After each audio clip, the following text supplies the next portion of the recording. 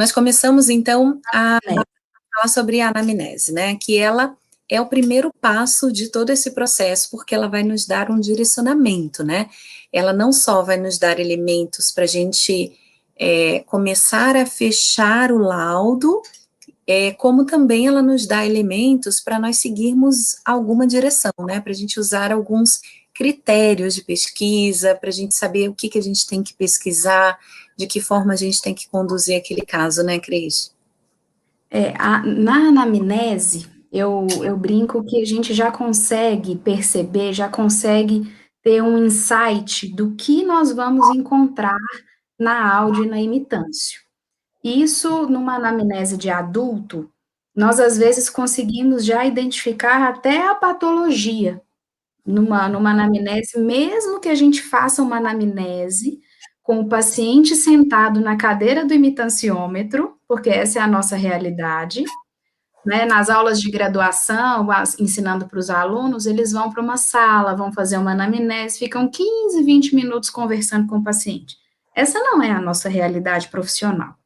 A gente faz anamnese em pé, ou sentado, tanto faz, mas assim, com o paciente na cadeira do imitanciômetro, na cadeira em que vai fazer o exame.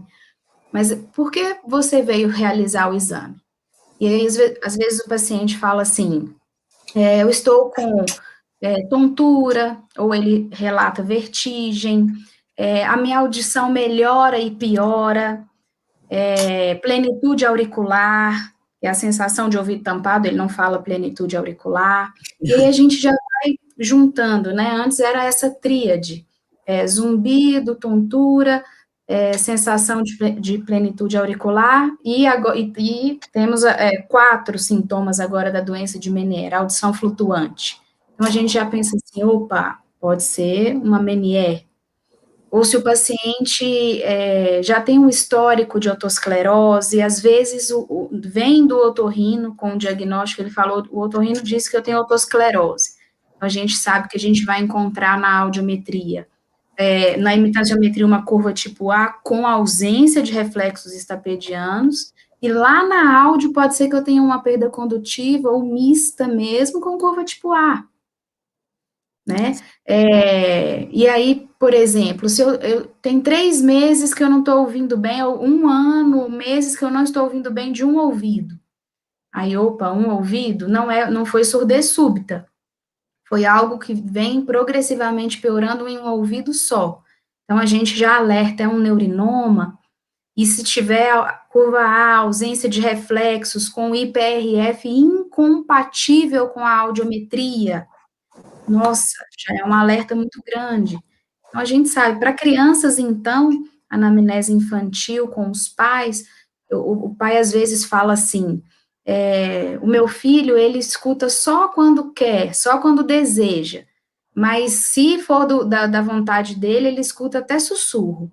Eu tenho percebido muito isso com o diagnóstico de transtorno do espectro autista.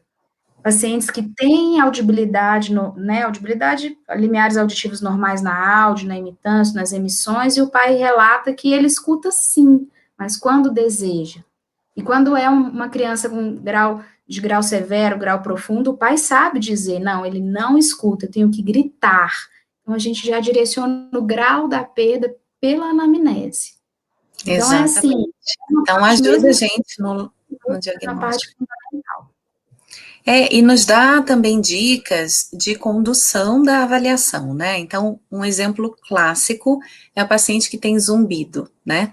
Então, a gente precisa pesquisar que tipo de zumbido ele tem. Muitas vezes o paciente confunde o limiar de audibilidade na frequência do zumbido dele, né? Então, a gente precisa diferenciar o estímulo, por exemplo. Então, se é um zumbido tipo apito contínuo, né? Quando a gente chegar próximo daquela frequência, próximo do zumbido dele, a gente precisa pelo menos mudar o estímulo ali, ou, né, quando a gente não conhece a frequência, não tem ideia da frequência do zumbido, a gente utiliza outro estímulo na varredura tonal, né? Então, é importante que a gente saiba esses detalhes, né? Muitas vezes a gente não dá atenção aos casos de pacientes com zumbido, porque não é a queixa principal, né? Então, às vezes, o paciente chega com todo esse quadro, Cris, que você acabou de falar, mas ele tem o zumbido também. E na hora da gente fazer a pesquisa, o zumbido dele é em 4.000. Na hora da gente fazer a pesquisa, o limiar dele em 4.000 tá lá em 50, né? Porque a gente confundiu ele, né? Por exemplo, a cofinometria seria um pitch ali em 4.000, ele tem um loudness ali de 5 dB, ou seja, 5 dB acima do limiar dele, né? Então, isso é importante que a gente identifique esses elementos na anamnese também, né? Exatamente, E, a Cris. Mônica, quando o paciente tem zumbido, por exemplo, ele relata que o zumbido é apito, né? Ah, eu tenho um apito no ouvido. Você tem preferência por warble ou pulsátil? O Warble é o mais indicado. Caso ele não esteja disponível no equipamento, a gente vai para o pulsátil, né? Mas o Warble pode ser mais fácil de ser diferenciado do zumbido do paciente. Porque, Mesmo se a queixa for, por exemplo, ou a panela de pressão, um apito, que é a maneira que eles nos contam. Você tem preferência pelo warble? o Warble. O Warble, ele É, costuma ser fácil de ser diferenciado, né? E tanto para a pesquisa dos limiares audiométricos quanto para a cofinometria, né? Então, a gente precisa tomar esse cuidado para diferenciar os estímulos aí na pesquisa. Então, esse é um exemplo clássico aí. A Cristiane até comentou que a anamnese vale por metade da avaliação, né? Porque pela sim, você concordo. monta uma hipótese diagnóstica e depois até questiona alguns resultados do exame porque não batem com a queixa. É isso mesmo, Cris. Exatamente. É isso mesmo. Ela também está comentando aqui que ela gosta muito do Warble, né? Usa com todo mundo, mesmo sem queixa de zumbido, porque é mais fácil de perceber. Exatamente, Cris. Mônica, você sugere na ocupacional, Camila está perguntando no Instagram, na ocupacional também, se o paciente tiver queixa de zumbido, nós podemos mudar para o warble? Então, ótima pergunta, Camila. Na verdade, independe do objetivo, né? Se é ocupacional, se é clínico, né? Para dar uma devolutiva para o médico, se é para critério ocupacional, porque você, na verdade, tem um único objetivo com aquele exame, que é a pesquisa do limiar, né? Não importa se Uhum, é uma audioclínica ou uma audiocupacional. Se é você tá, isso mesmo, penso assim. né, você tem que diferenciar também com um estímulo, com a duração, com o estímulo, enfim, né? E a gente sabe que quanto mais próximo do limiar, mais longo tem que ser o estímulo. Então, todos esses cuidados aí a gente precisa tomar. E esse do caso de paciente com zumbido, eu gosto de chamar atenção para ele, porque ele é um exemplo clássico da importância da anamnese. E mesmo que Ótimo. aquilo não seja zumbido. Uhum. Beleza, Mônica. Ótimo. A Tatiana está perguntando: vocês fazem alguma observação no laudo sobre o uso do Warble? Não. Eu também nunca fiz. Você, eventualmente, num relatório, você pode colocar, né, mas não necessariamente no resultado, no laudo, porque independente do estímulo que você utilizou, da duração do estímulo que você utilizou, você está buscando o limiar, né? Então é É, isso que precisa ficar bem claro no laudo. Eu acredito que se você for fazer um relatório para um médico, para um outro colega, né, para quem solicitou esse exame, eventualmente você pode descrever a utilização do estímulo, o Warble, o pulsátil, enfim, o que você mas melhor, né, para aquele caso. não é comum, como a Mônica falou, se a gente for conversar com o otorrino ou fazer um relatório, mas na prática da audiologia,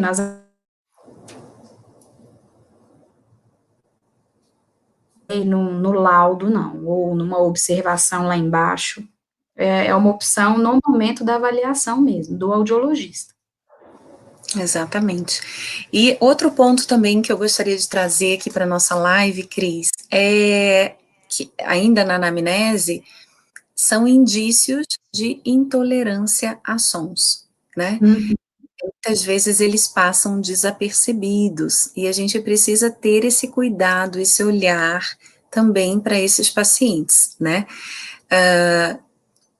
Muitos pacientes que têm esse diagnóstico de intolerância, seja uma hiperacusia, seja uma misofonia, uma fonofobia, né, por exemplo, eles têm doenças de base, né, Uhum. têm achados também audiológicos alterados. Então, é importante a gente identificar também todo esse perfil já na anamnese, né? Paciente que se incomoda com um aumento do som de uma forma desproporcional, ou paciente que se incomoda com um som, uma intensidade que ele não deveria se incomodar, né, se irritar, por exemplo, sons muito fraquinhos, repetitivos, né, que é bem característico da misofonia, ou então o contrário, são sons mais intensos, em torno de 80 dB, que não deveria ser incômodo, 70, 60, 70, 80 dB não deveriam ser incômodos, né?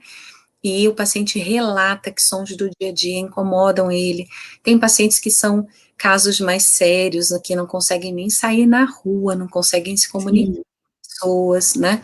Então, claro que esses casos mais gritantes, vamos dizer assim, a gente já pega na hora, mas é importante a gente incluir também esse tópico na nossa anamnese e investigar isso, mesmo porque existem alguns testes, a gente até vai falar daqui a pouco, né, Cris? Como o LDL, por exemplo. Existem testes, a pesquisa do reflexo, que a gente vai falar melhor na semana que vem, na próxima live também. Mas Uhum. são achados que vão fechar aquela hipótese, né, que você já começou a levantar na anamnese. Então, eu gostaria só de destacar esses dois pontos na anamnese que eu acho que são fundamentais. Então, para você ter uma hipótese diagnóstica e para você também ter elementos para conduzir a sua avaliação. Sabe outro ponto também? Ah, desculpa, pode falar.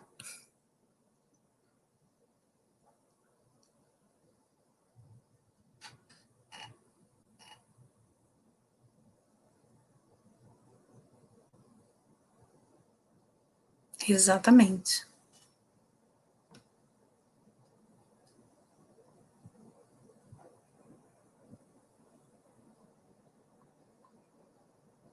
Você travou, caiu no YouTube. Tudo bem.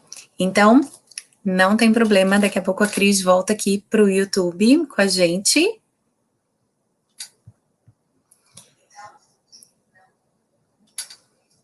Isso.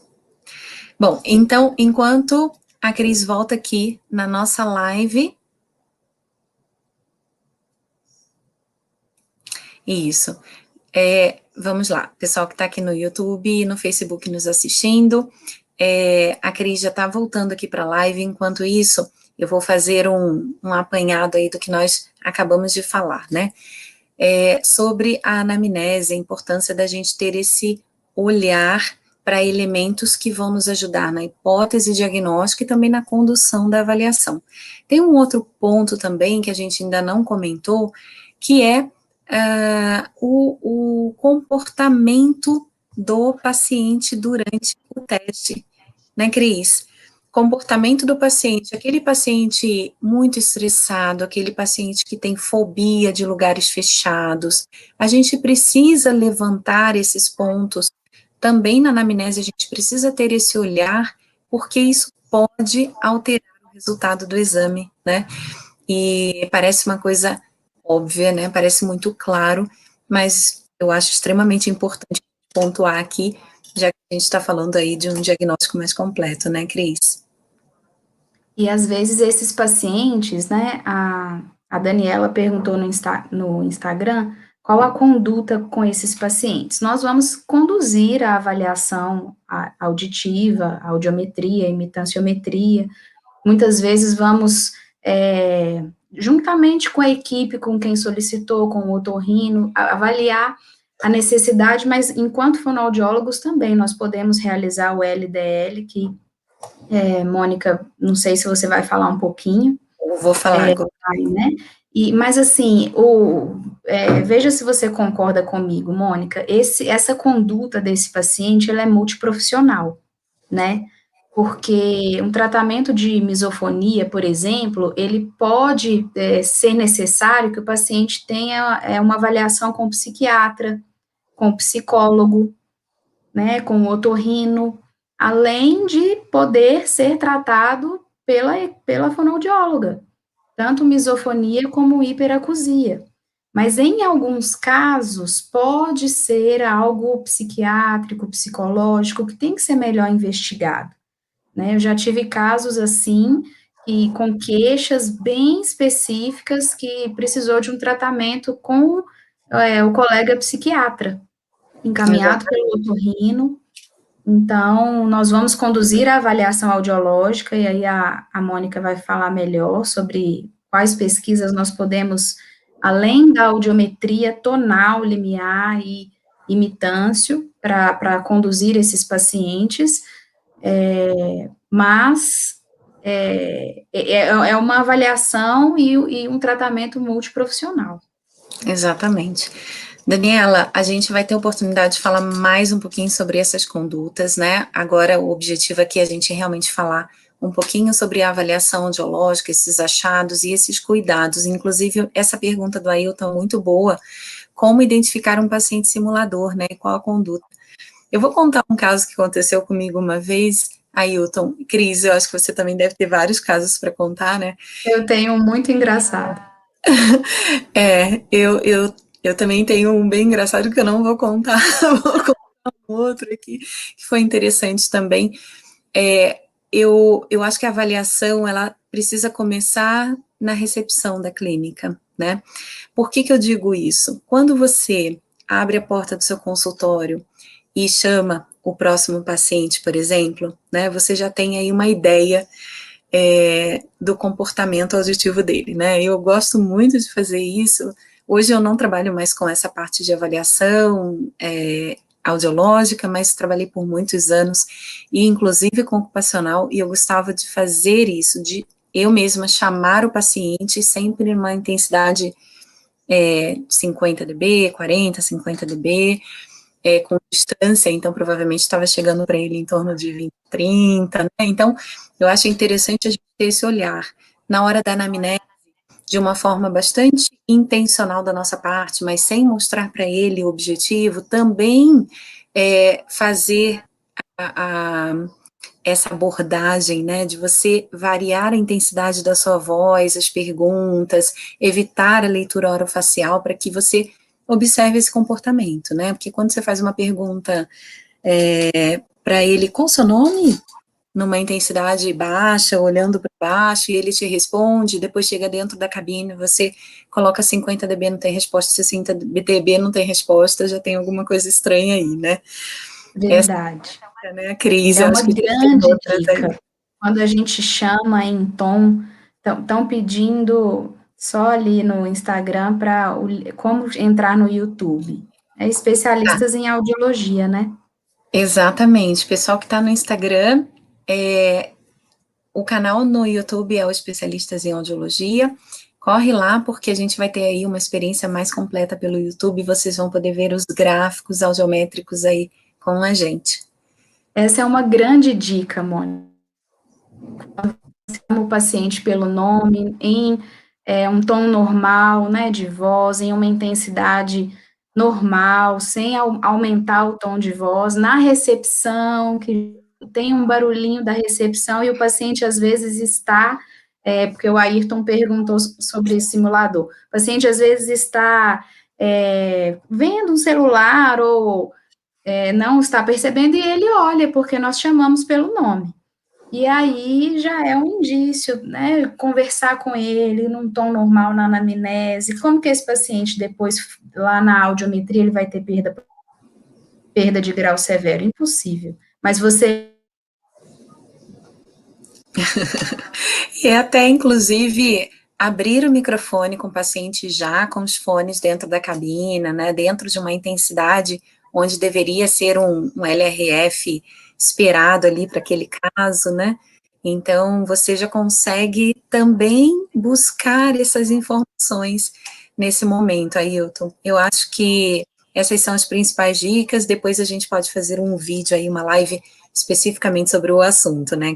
Sobre simulador, mas tem algumas como identificar o simulador é assim, conversando, num tom normal, e depois a gente começa a perceber que ali na audiometria respostas inconsistentes, nós conseguimos identificar muito por meio do SRT.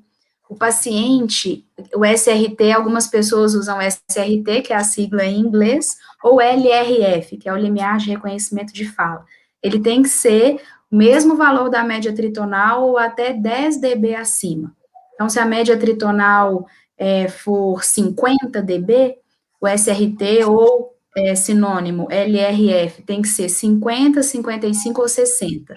E o paciente, ele não tem ideia que nós sabemos esse grande segredo, que o LRF bate com a média tritonal, ou próximo 10 dB, um pouquinho acima de intensidade. Então, ele vai responder, e às vezes o simulador, ele faz força para responder, a gente fala, coração, aí ele, oração?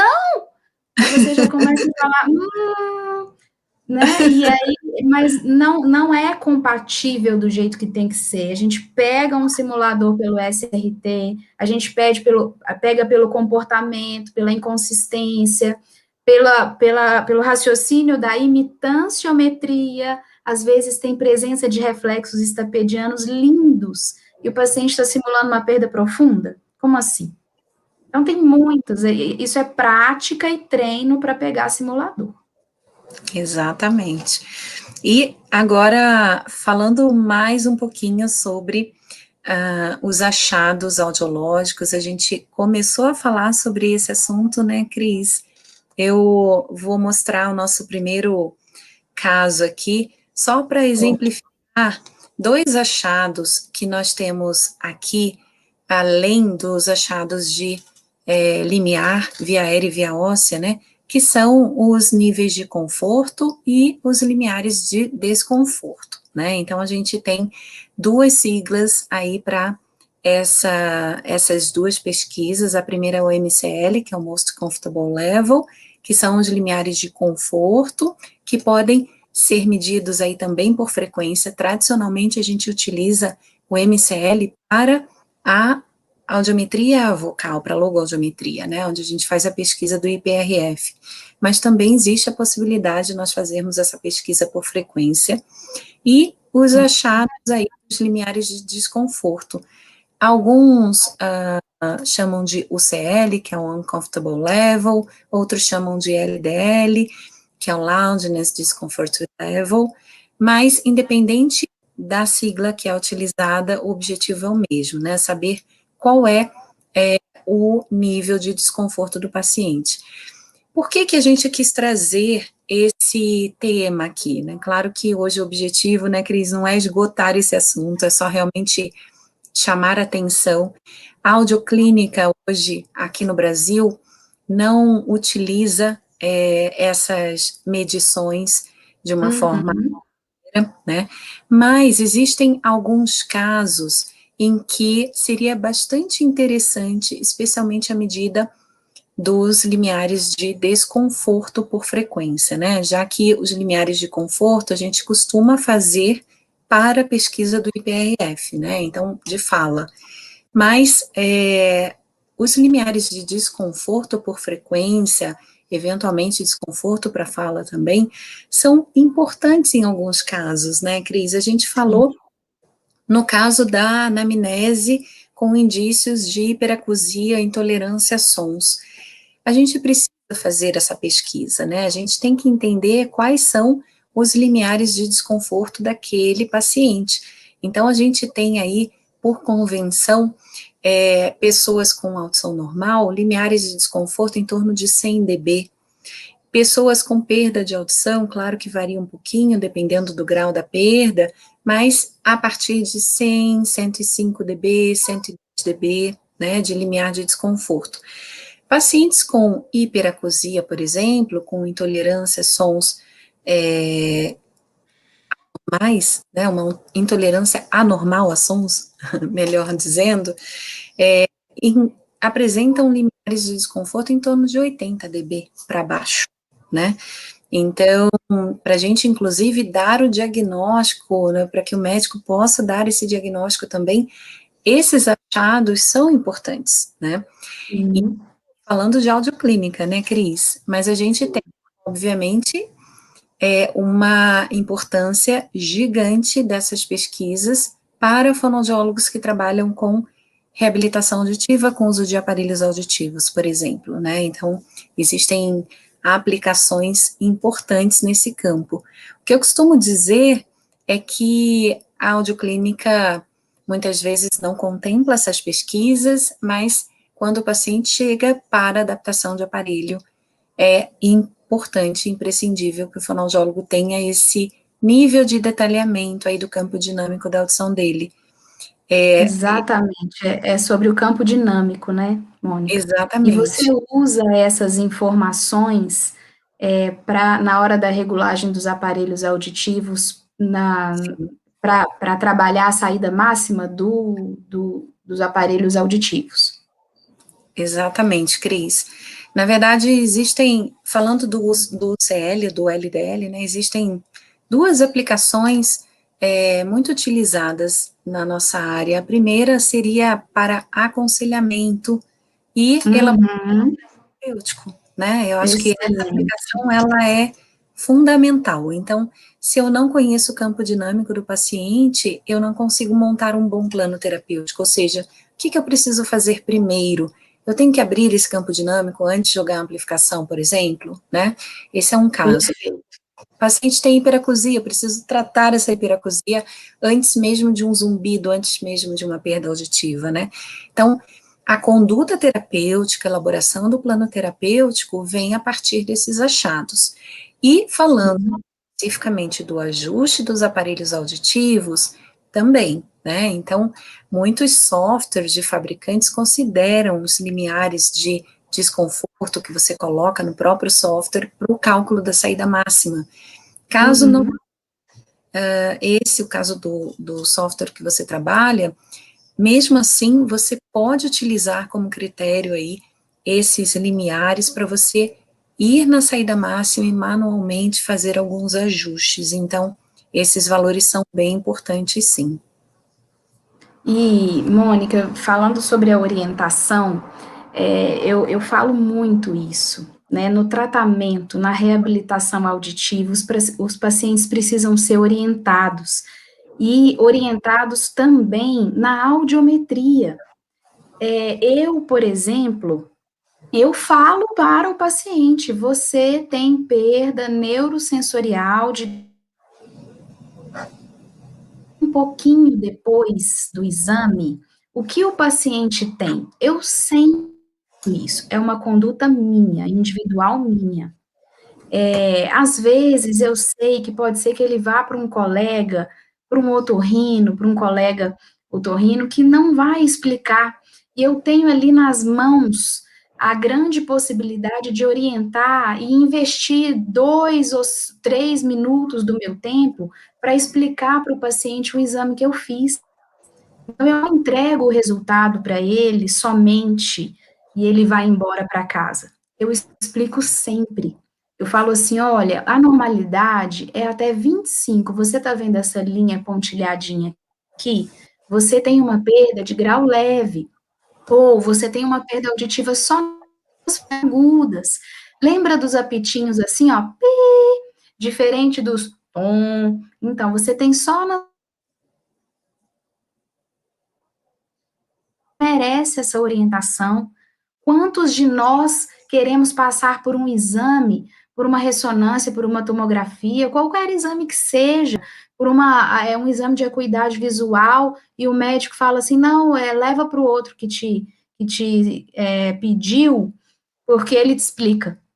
Eu não vou te explicar nada, não. Imagina, eu explico. E no processo de você falou uma coisa assim, fenomenal. Nós somos profissionais diferenciados. Quando nós oferecemos orientação. Imagina você fazer numa adaptação auditiva. Tem profissionais na adaptação auditiva que falam assim: ah, mas para que fazer limiar de desconforto? Eu não vou usar isso na adaptação auditiva. Tudo bem, pode até ser que não precise, porque o paciente não tem queixa de hiperacusia, ou não é recrutante, ou o que quer que seja, mas no momento de uma orientação, no campo dinâmico da audição, isso é fenomenal, o paciente precisa ser orientado, cuidado, né, a reabilitação auditiva é isso, é muita orientação, encaminhamento para o treino auditivo, se for necessário, mas essa Exatamente. orientação é primordial. Eu oriento, falando agora de audioimitância, que a gente está falando sobre isso, mas eu dou feedback para todos os pacientes, do resultado audiológico, dou sim, do laudo, de tudo, explico mesmo, porque ele merece. Exatamente. Bom, tem várias perguntas aqui sobre o procedimento de realização do MCL, do UCL. Eu vou fazer um vídeo e posto aqui no canal do YouTube, contando para vocês aí as técnicas que são utilizadas, quais são as aplicações clínicas, se existem alguns consensos ou não, enfim, eu estou preparando um vídeo para falar só sobre esse assunto, tá bom? Cris, a gente pode agora começar a falar um pouquinho sobre mascaramento, né? Que eu acho que é uma grande dúvida aqui que as pessoas têm. A gente tem um caso aqui para mostrar. Posso colocar o primeiro?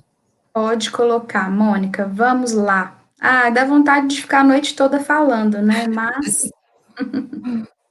Verdade. Então é isso, pessoal. Não façam o exame, é só uma sugestão, né? Com muito respeito, muito carinho. Não façam o exame, entreguem para o paciente, fala, o otorrino vai te explicar. Porque também alguns não vão. Então, assim, já aproveite o momento e explique para o paciente. E às vezes ele fala, então eu vou usar aparelho auditivo. E é uma neurosensorial e a conduta é essa, sim, provavelmente o otorrino vai solicitar o uso dos aparelhos auditivos ou não, olha, converse com o seu otorrino, pode ser uma otosclerose, eu falo mesmo, converse com o médico que solicitou os exames, pode ser que ele converse com você sobre uma provável cirurgia, ou indique o uso dos aparelhos auditivos, aí é realmente com o seu médico, se ele vai indicar cirurgia ou não, mas o seu grau de perda é esse, tal, a Suelen, empatia, acolhimento, cuidado, excelente, Isso mesmo. é nosso papel. Ótimo, então vamos para o mascaramento, né? Vamos. Então, eu trouxe esse caso.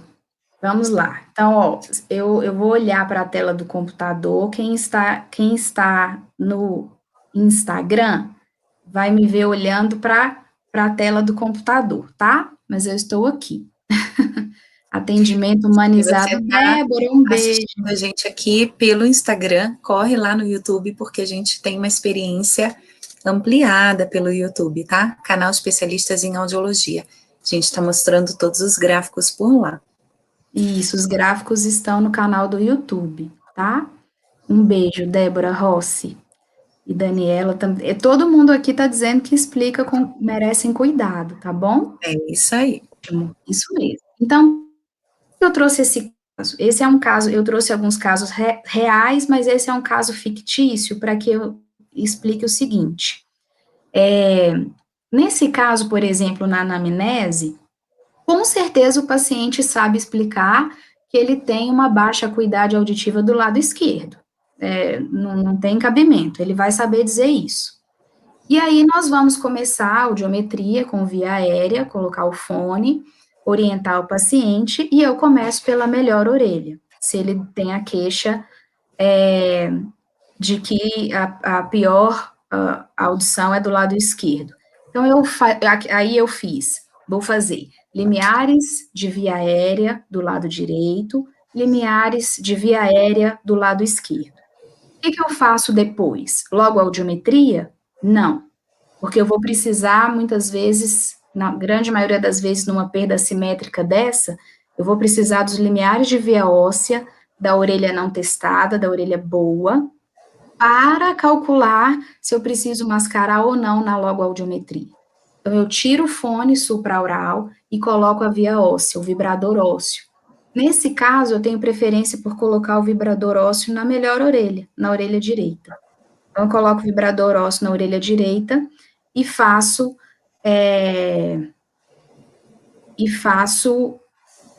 a melhor óssea.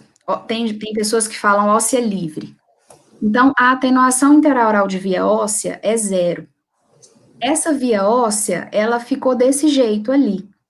Então, para os alunos, por exemplo, eu ensino assim, você vai colocar a via óssea com um pauzinho de lápis. E aí, essa óssea é de quem?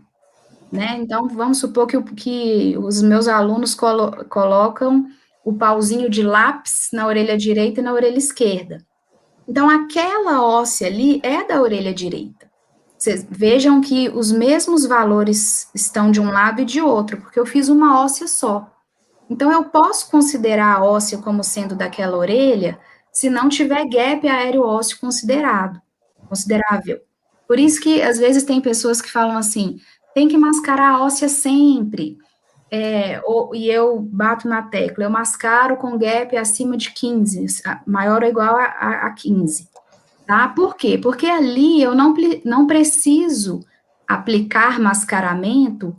Olha, vejam bem, eu não preciso. Onde está o caso? O caso, Karina, está lá no YouTube, tá bom? Tem que entrar no canal Especialistas em Audiologia para que possa ver o caso.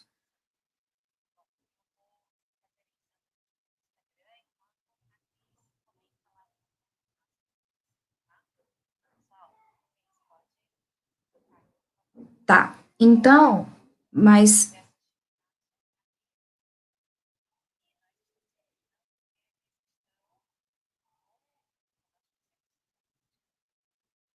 Beleza.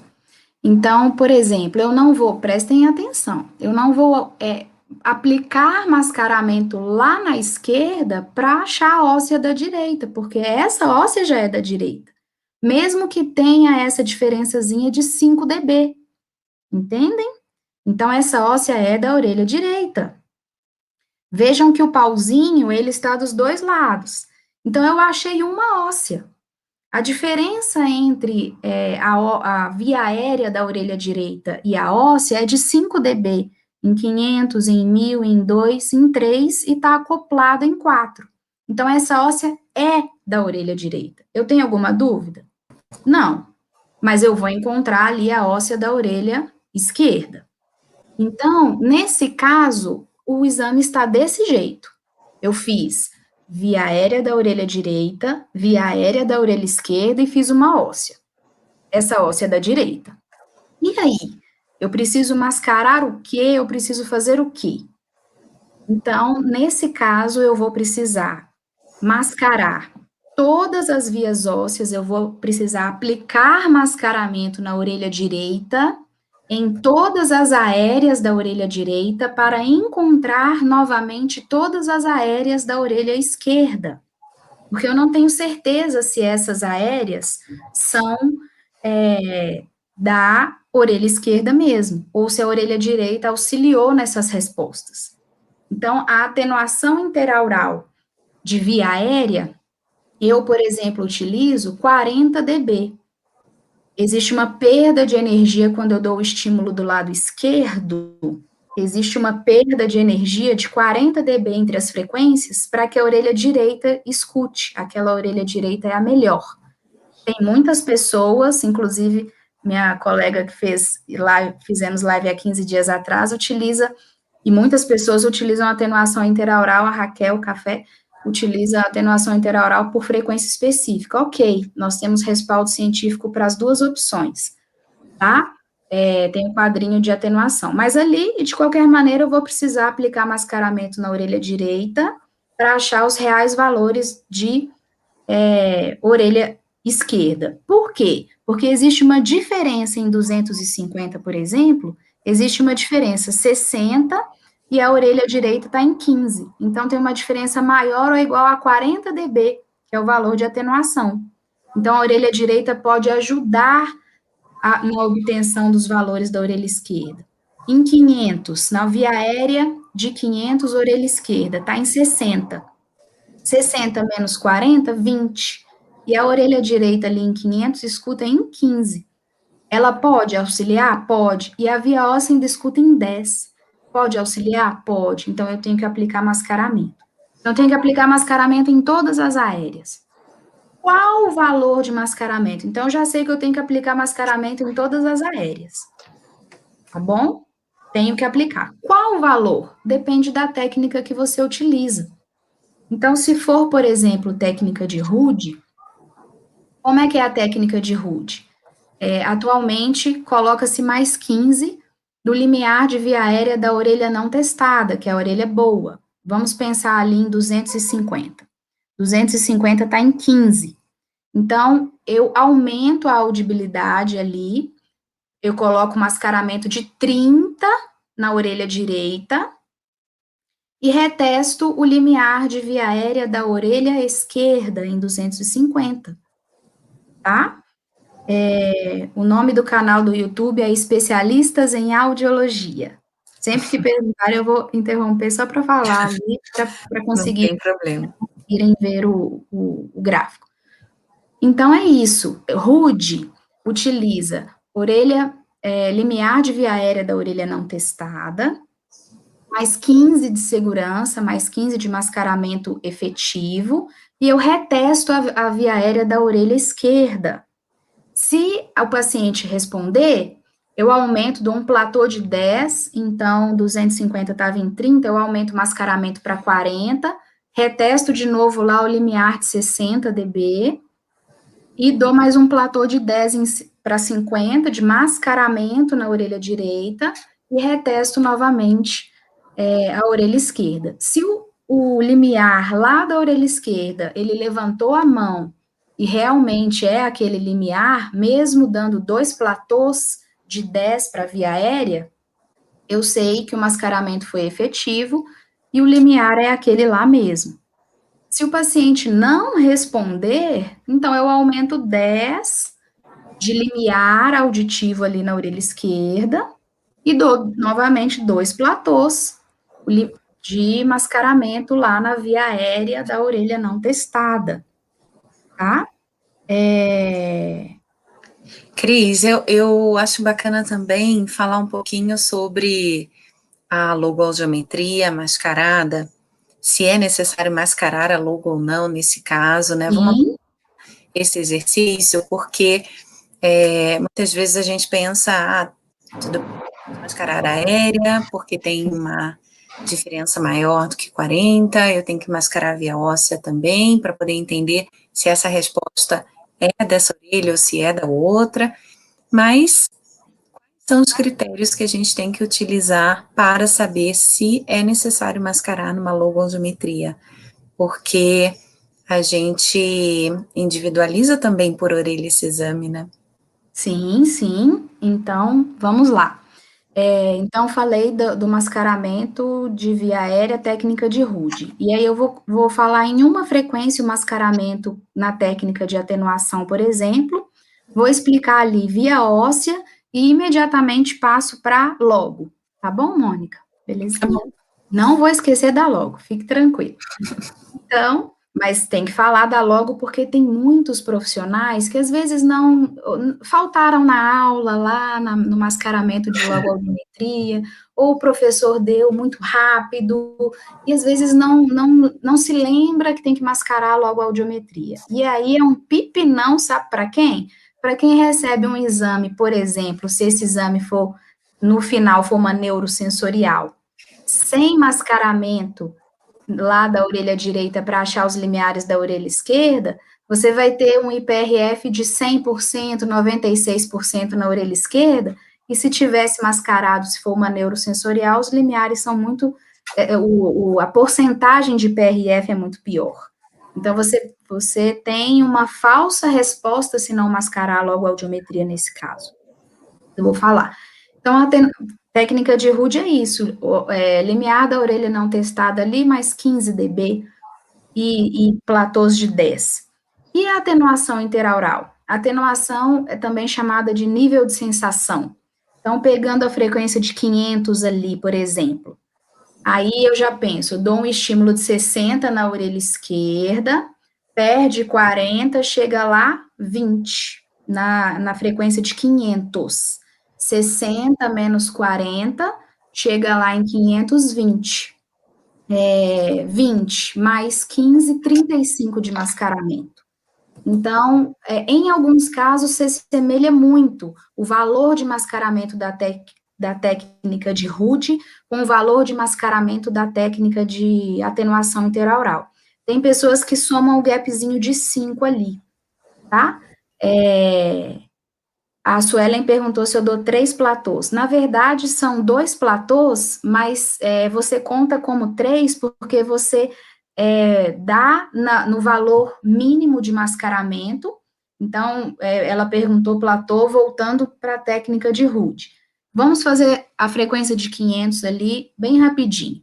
Na frequência de 500, técnica de Rude, eu dou mascaramento em 30, que é o valor não testada 15, mais 15 de mascaramento efetivo, que a Rude chama assim. Eu dou 30 de mascaramento e testo lá em 60. Então, vamos supor, é o seu primeiro platô, Suelen. Depois, mais 10 e mais 10. Então, se você considerar o mascaramento mínimo como primeiro platô, sim, são 3. Tá bom? Então, deve ter sido essa a sua pergunta, tá? O Nossa, Ailton também está Ailton tá fazendo essa falando pergunta de super mascaramento. importante. Tá bom, então eu vou explicar também. Acho que eu respondi a da Suelen. Se você considerar a primeira pesquisa como platô, sim, são 3. Se não, são 2. Primeiro platô de 10, segundo de 10. Então, essa é a técnica de Rude para via aérea. A atenuação é 60 menos 40, 20, mais 10, 35. Coincidiu, neste caso, com o valor de mascaramento também aplicado na Rude. Ou a técnica de atenuação, você pode somar os 5 de gap ali, então daria 40 de mascaramento e retesta também via aérea da orelha esquerda. Se o paciente não respondeu na atenuação interaural, eu vou aumentar, né? Ele não respondeu em 60, então é porque a orelha direita estava auxiliando. Então, eu aumento 10 de estímulo ali, em 500, por exemplo, na via aérea lá de 60, eu passo para 70 e aumento 10 de estímulo também, de mascaramento. Na técnica de atenuação, o que eu fizer de tom puro, eu aumento de mascaramento, tá? Bom, então falei de via aérea, não dá para falar de todas as vias aéreas, que dá um curso com muitos casos então, essa via óssea é da orelha esquerda? Não sei. Pode ser uma perda mista? Não sei. Perguntaram, técnica de Rude é aumentar 15 acima do limiar da orelha não testada em qualquer situação? Sim, Souza. A técnica de Rude é 15 dB acima da orelha não testada para a via aérea, mas você tem que respeitar os 2 platôs. Então, o limiar só é confirmado se lá na orelha testada, na orelha ruim, o paciente levantou a mão, mesmo você aplicando 2 platôs, que são 2 incrementos, 2 aumentos de 10 dB de mascaramento naquela orelha não testada, na boa, você dá 2 platôs e ele continua respondendo lá na orelha testada, tá bom? E a via óssea? Essa via óssea é da orelha esquerda? Não sei, a gente precisa descobrir. Ela é da direita. Então, a via óssea da orelha esquerda, o que eu vou precisar fazer? Eu vou precisar aplicar mascaramento lá na orelha direita.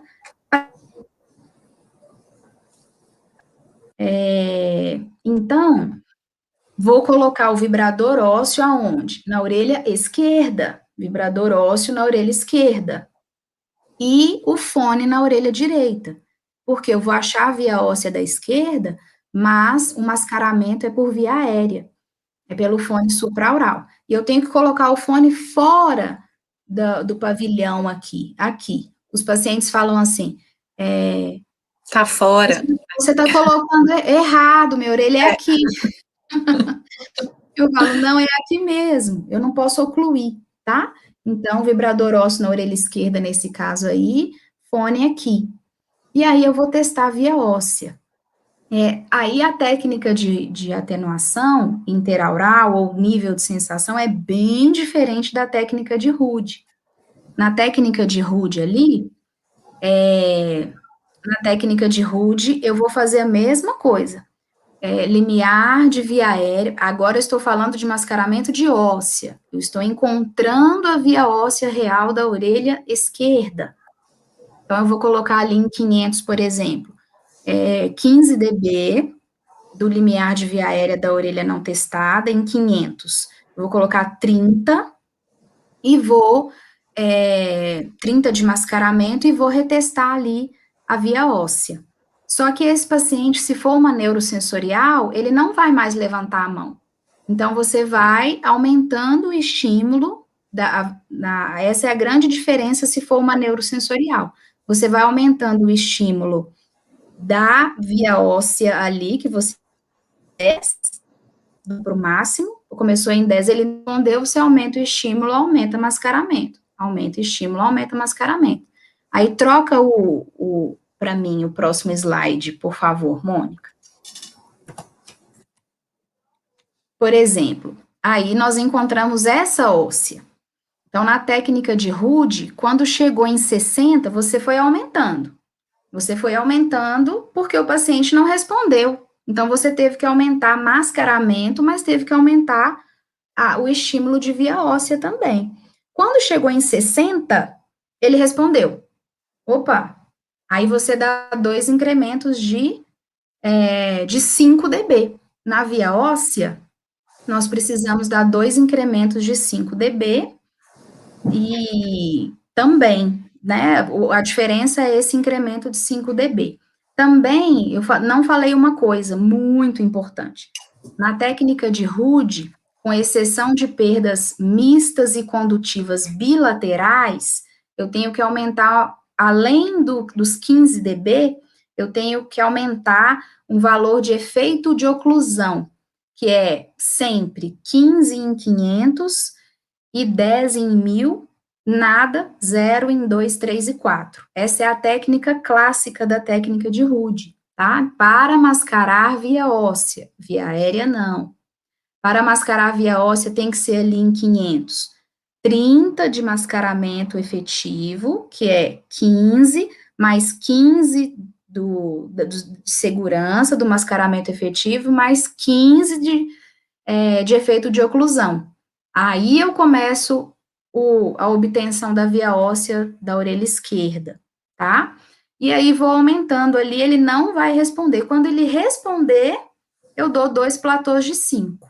A via óssea, nesse caso aí, vai ser quando o paciente levantar a mão 2 vezes na orelha esquerda, mesmo eu dando 2 incrementos ou 2 platôs de 5 na orelha direita. Mas e na técnica de atenuação interaural? A técnica de atenuação depende do valor de via óssea que eu der. Se eu já souber que é uma neurosensorial, por exemplo, é uma curva A, ausência de reflexos na orelha esquerda, na imitanciometria. Isso me ajuda na áudio? Sim, demais. Não posso começar pela audiometria e não ter feito a imitância? Tem pessoas que fazem dessa forma. Mas se eu já pensar numa neurosensorial, o paciente na anamnese não se queixou de otite, não tem histórico de perfuração, não é um provável paciente que tem uma perda neurosensorial de alguns anos, então eu já posso testar a via óssea. Sim, Karina, efeito de oclusão, você tem que aumentar 15 dB, tá? No mascaramento lá da orelha não testada, e 10 dB em 1000 só para via óssea, via aérea não. Além dos 15. Então, retomando, só na óssea para 500 e 1000. Isso, Cris Antônio. Então, você coloca via aérea da orelha não testada, mais 15 de mascaramento, no efeito de, considerando o efeito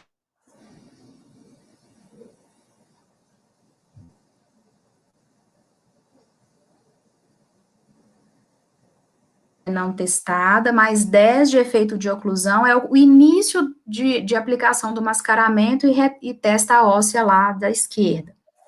Na atenuação interaural, na técnica de atenuação é diferente. Por exemplo, o valor de via aérea ali é 65, depois que eu achei todos os limiares de via aérea. É 65 ali em 500, tá? 65 em 500, eu já encontrei o limiar final de via aérea. Então, se eu penso que é uma neurosensorial, eu já posso dar 65 de apito ali, no vibrador ósseo, 65. Chega a 65 aqui. A atenuação é 0, então eu dou mais 15 de mascaramento. Vai ser um mascaramento grandão? Vai. 60 de apito, chegou 65 ali, que é o valor de via aérea. Estão vendo que a via aérea ali é 65? O valor final de via aérea da orelha esquerda. Então, o máximo de via óssea que pode dar é 65, não pode ser pior, tá bom? Se tiver gap, não precisa considerar o efeito de oclusão. Rúbia, se tiver perda mista e condutiva bilateral, não precisa do efeito de oclusão. Mistas e condutivas bilaterais, tá bom? Aí não precisa acrescentar o efeito de oclusão. Ailton, técnica de Rude e platô são as mesmas, tá bom? Rude e platô são sinônimos.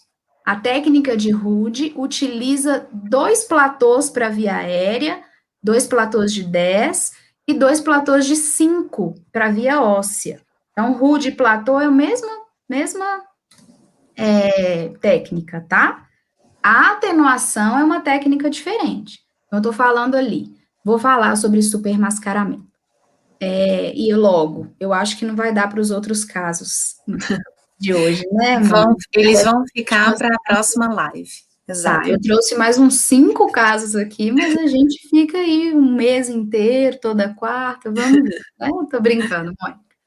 Então, a atenuação ali, eu vou finalizar, falar de supermascaramento e de logo, e a gente finaliza, tá? Uhum. Então, a atenuação ali, nesse caso, técnica de atenuação para via óssea, para mascarar a via óssea o valor final de via aérea foi 65, é o pior valor de via aérea que pode ser encontrado. Então, eu dou 65 de apito no vibrador ósseo da orelha esquerda, chega a 65 do outro lado, tem pessoas que acrescentam 10. Então, 75 de mascaramento aqui, ou 80, tá? No caso de ser uma neurosensorial daquele lado ali. 80 de mascaramento, para que essa via óssea lá da orelha não testada não influencie, não auxilie. Como que eu sei que eu supermascarei ou não? O supermascaramento é uma regrazinha que a gente tem que decorar, mas muito além disso, tem que entender. O supermascaramento, a gente só consegue saber se está supermascarando depois que eu encontrei a via óssea final da orelha testada. A via óssea ali, da orelha esquerda, da orelha ruim, tá? Então, valor de supermascaramento nesse caso aí, nesse exemplo, via óssea em 500, encontrada, via óssea final, depois que eu apliquei mascaramento lá na orelha direita, eu encontrei a via óssea em 60 dB. Em 500 Hz, a via óssea está em 60 dB. Qual o valor de supermascaramento? 60 mais 40, 100. qualquer valor lá na orelha direita que eu aplicar, 100, 105, 110, 115, 120, já é supermascaramento. É o valor de via óssea da orelha testada, via óssea final, mais 40. Ali, se eu aplicar 100 de mascaramento na orelha direita, já estou supermascarando a orelha direita. Então, o valor de mascaramento máximo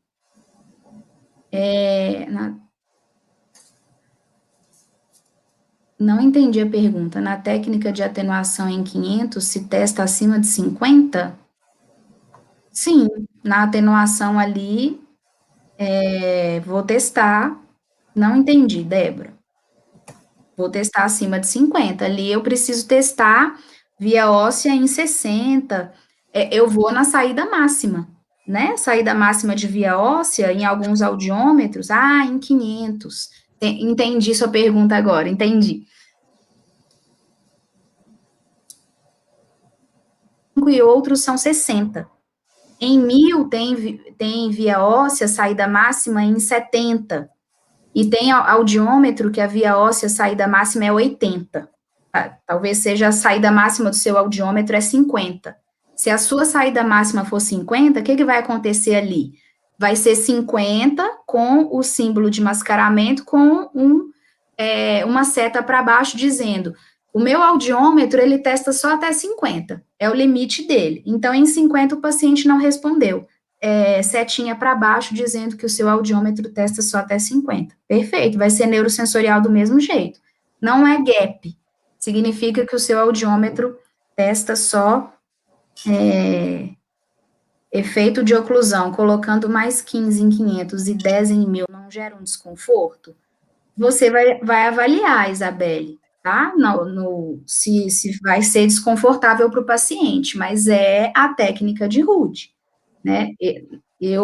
Quem sou eu para discordar da técnica de Rude? Uma técnica de Rude tem que ter efeito, o acréscimo do efeito de oclusão em 500 e 1000 para pesquisa de via óssea, tá? Se for desconfortável para o paciente, você tem possibilidade de abaixar 5, tá? Esse cálculo para saber se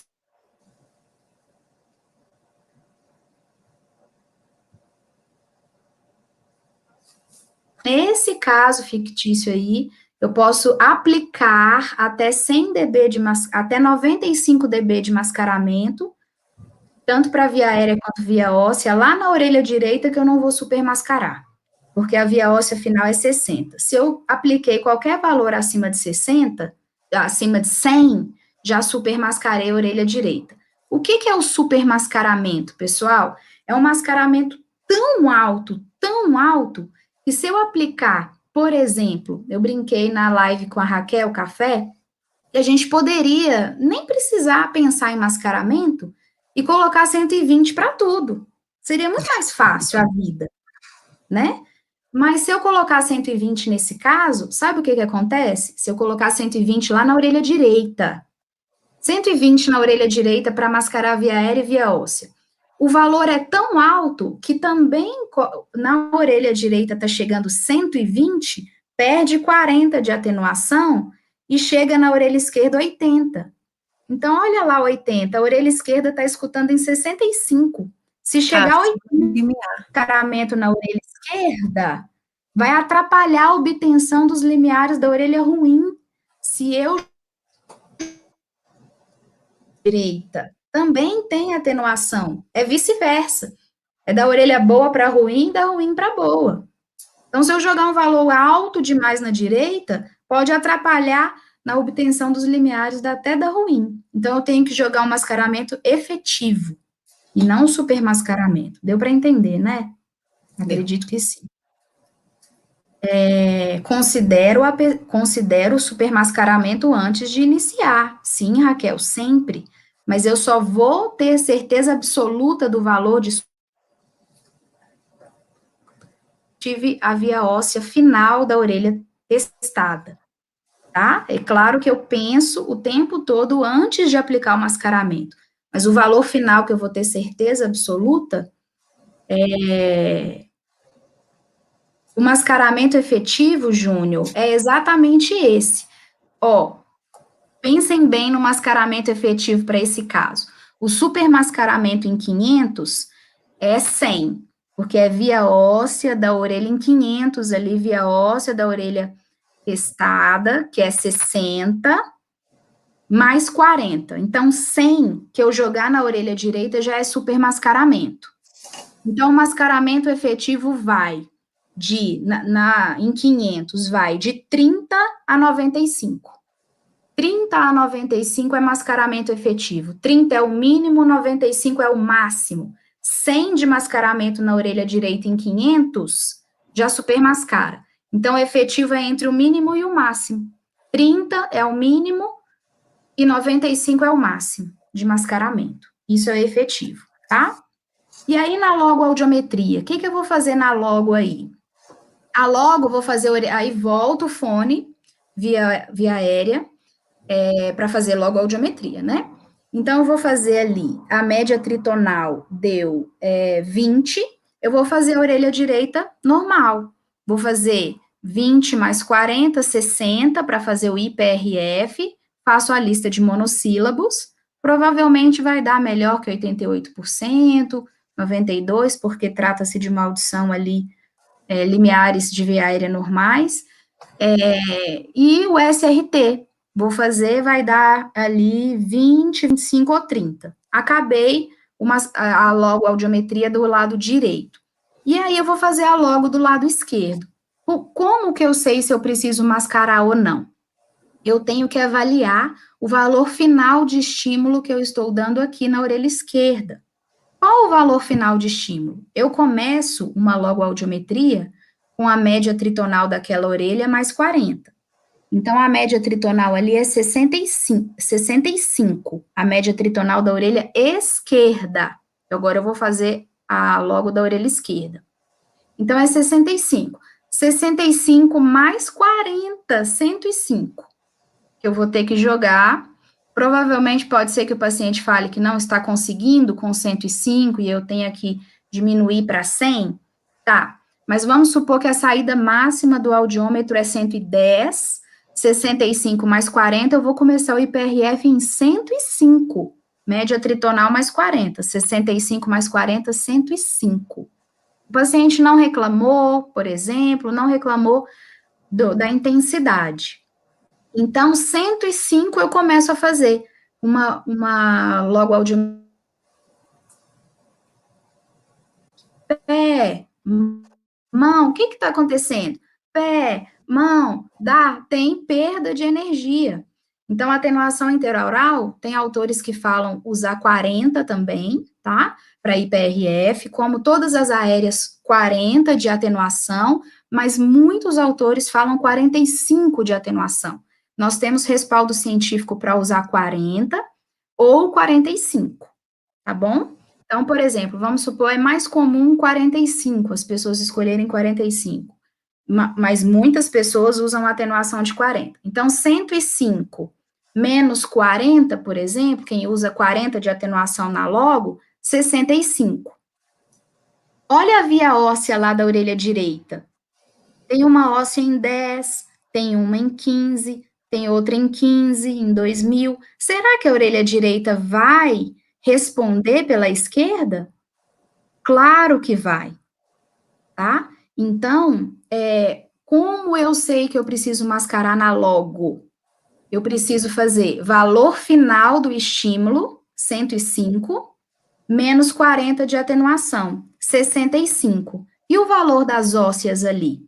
Existe uma pequena divergência. Tem autores que falam que a gente tem que fazer o valor final, que é aqui 105, menos 40 ou menos 45, quem utiliza 45, comparado à média das ósseas da orelha não testada. Média das ósseas. Se esse valor de comparação entre o valor final do estímulo aqui de fala, comparado à média das ósseas, for maior ou igual a 40 ou 45, dependendo do autor que você usa, precisa mascarar. Eu uso a melhor óssea, então a melhor óssea ali é 10.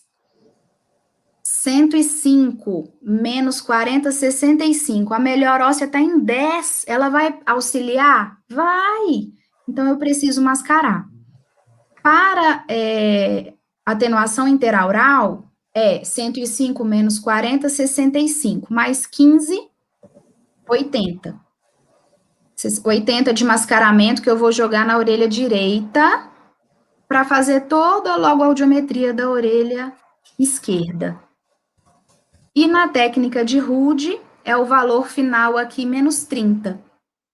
105 menos 30, 75.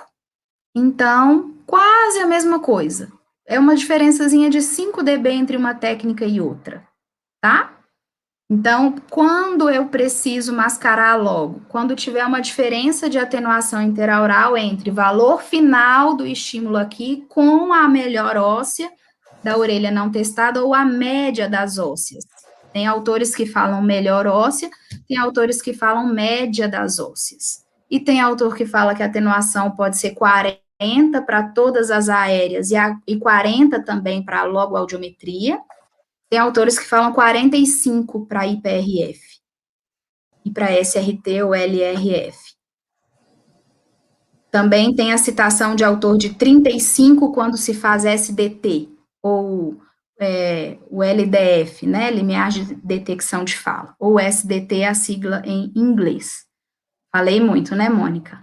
Imagina, Cris, informações muito importantes, muito ricas, e tem bastante comentário aqui. Eu vou deixar uma última pergunta para você aqui, Cris, que é do Júnior, e ele está perguntando, vocês concordam em fazer uma média de mascaramento e observar como o paciente se comporta até próximo a 90 para buscar agilidade na avaliação ocupacional? Não, Júnior, não faço dessa forma. Tá bom? Eu não sei, deixa eu ver, mas como lidar com perdas em frequências específicas? Você tem alguma dica para não errar no mascaramento? Todo esse cálculo que eu falei é por frequência, né? Então, assim, eu não falei de um cálculo único para cada frequência. Nós precisamos fazer o raciocínio frequência por frequência. Jogar 90 e avaliar o desconforto do paciente não é a situação ideal, não é uma técnica conhecida, não é a técnica famosa de Rude, nem a técnica de atenuação. Então, eu aconselho realmente que você se especialize e escolha uma das técnicas. Eu não sou defensora de nenhuma delas. Tem muitos profissionais, amigos, que usam Rude e vão usar Rude, e tem outros que usam atenuação. Mas você tem que se especializar em uma delas, e tem pessoas até que dominam as duas, e em casos incondutivas e mistas preferem usar Rude, que começa do mascaramento mínimo para o máximo, e nas neurosensoriais usam atenuação interaural, dominam as duas. Mas uma técnica assim, eu vou jogar 90 e vou verificar se o paciente tem desconforto? Não aconselho que seja dessa forma. Bom? Exatamente. Cris, a gente está terminando a nossa live de hoje. Só para lembrar quem está nos assistindo, essa live está sendo transmitida ao vivo pelo Instagram, pelo Facebook, pelo YouTube, mas ela ficará gravada aqui no YouTube, porque é onde nós temos aí uma experiência mais completa. E essa é a primeira de 3, né, Cris? Então, sim, na semana que vem, na quarta-feira, dia 17, às 8 da noite, nós daremos continuidade a essa live de hoje. Então, não percam, será aí mais um bate-papo bastante rico, esclarecedor. Cris, você é muito didática, muito obrigada. E quem tem interesse em conhecer mais sobre mascaramento, estudar mais, você já está lançando um curso também, né, Cris? Pode falar sobre isso aqui para gente, por favor? Eu não sei se você consegue digitar aí, né, mas no meu Instagram, o meu Instagram é @Cristiane Bueno Sales, né? Então, lá tem o Linktree, e não tô com... e aí tem todas as informações. O curso vai acontecer nos dias 9, 16, 23 e 30 de março, São 4 terças-feiras, de 7 às 10 da noite, as aulas vão ficar gravadas para quem não puder eventualmente participar, mas é interativo, ao vivo, online, e porque eu tenho um curso gravado também, mas mascaramento eu vejo que precisa ser interativo. Então, eu explico a fisiologia da audição, falo um pouco da imitanciometria, da audiometria também, e aí vou debruçando sobre a atenuação interaural de via aérea, de via óssea, de logoaudiometria, e principalmente as 2 técnicas, RUD e atenuação.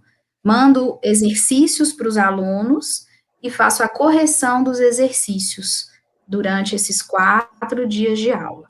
Então, se vocês quiserem, está no link da bio, Cristiane Bueno Salles, link da bio.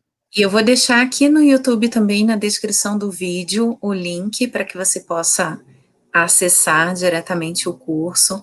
Cris, muito obrigada mais uma vez, e obrigada a vocês que estiveram conosco aqui no Instagram, vocês que estiveram conosco aqui no YouTube, no Facebook, pela presença, pela interação, foi muito rica, e nós nos veremos na próxima semana, na próxima quarta-feira, na parte 2 dessa live. Então, nós vamos dar continuidade a esse tema e fazendo um raciocínio aí audiológico, entre os achados da audiometria tonal, vocal e imitanciometria também, né, Cris? Que é super... Isso.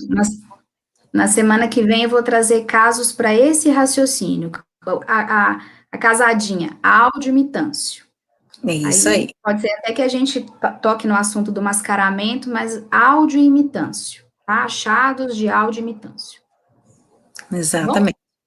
Muito obrigada a vocês, uma ótima semana, um ótimo restinho de noite, e se você gostou dessa live, deixa seu like aí, para que mais pessoas tenham acesso, compartilhe com seus amigos, seus colegas, para que a gente continue crescendo com o saber audiológico, com o conhecimento, é muito importante isso para a nossa profissão. Um grande beijo para vocês, boa noite, até semana que vem. Tchau, pessoal!